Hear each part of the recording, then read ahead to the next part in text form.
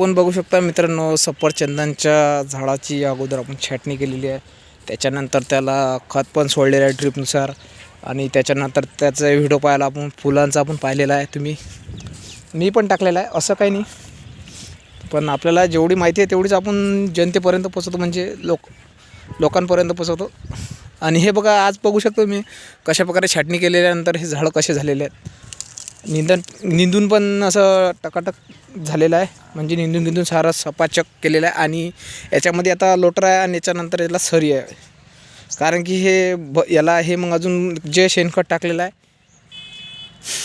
आणि त्याच्यानंतर त्याला पाणी पण सोडणार आहे.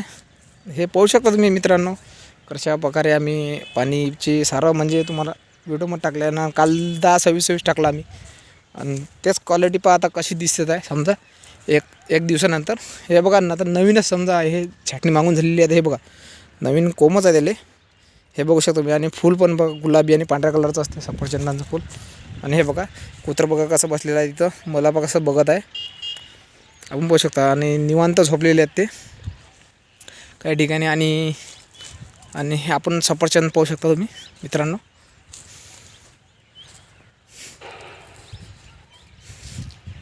हे